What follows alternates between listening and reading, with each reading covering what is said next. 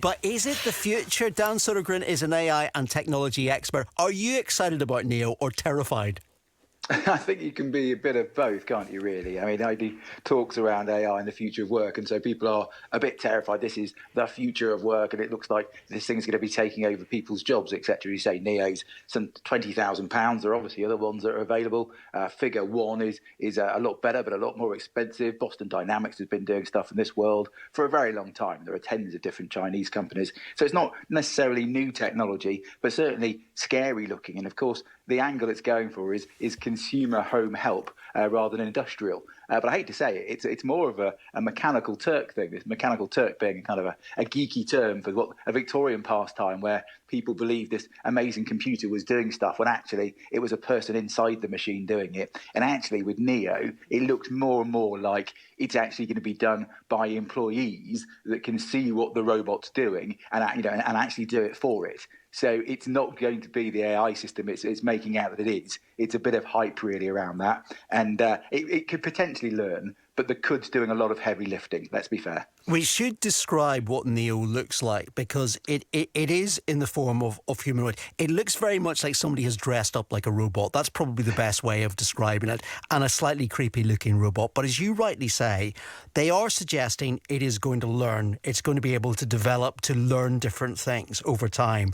But initially, what you might be doing is employing somebody to control that robot by virtual reality, essentially, from a distance, so they can be in their office, but they will have access to wandering about your home through computers in this robotic form.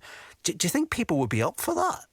Well, I think that's a much bigger moral quandary, isn't it? Because before it was the AI thinking, but now actually it's a person that can see through, see your house, and the person's in your house. Now, the other thing is, of course, is where are these employees based? Because, of course, this is remote work on steroids, and they're saying they'll be based in America and all these, and they'll be vetted, etc. But most probably they'll be in the third world because it's pennies in the pound, and so therefore they'll do it for economic reasons. So there's actually a moral quandary around that, and I think this is the canary in the coal mine. The next 10 years of robotic change, we've got to start thinking of these moral questions, and governments have got to start thinking. Me personally, I think it opens up a whole problems with privacy and all sorts of weird and wonderful things. I wouldn't touch it with a barge pole. But that's me at the moment. I'm not a massive fan of new technologies when you look at privacy, especially if it's done by a human being, because you can't necessarily trust those. And yet that robot, the person's not in your house, the robot's in your house. So to me, it's even more worrying. But perhaps I'm getting. I mean, the other thing to think about as well.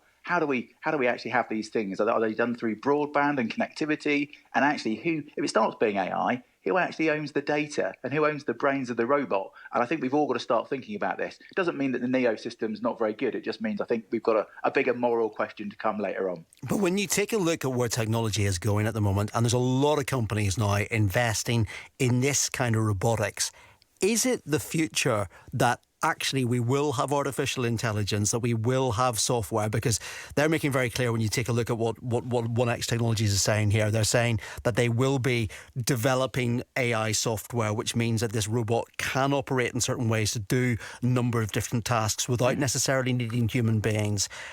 Is this the future for our homes? Will we all end up having a robot?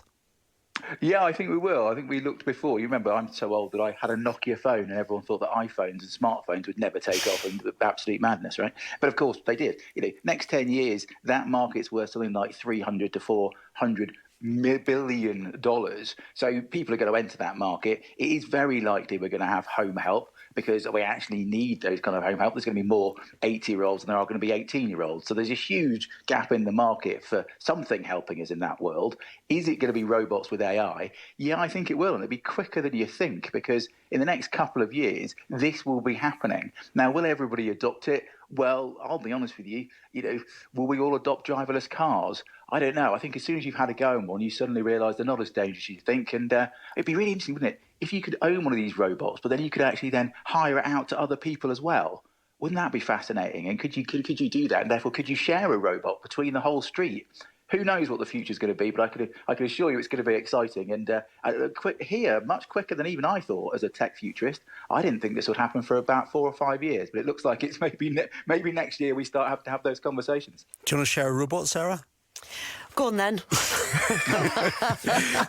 Dan, really appreciate it. Really good to talk to you. Thank you very much indeed. That is Dan Sodergren, who is an AI and technology expert.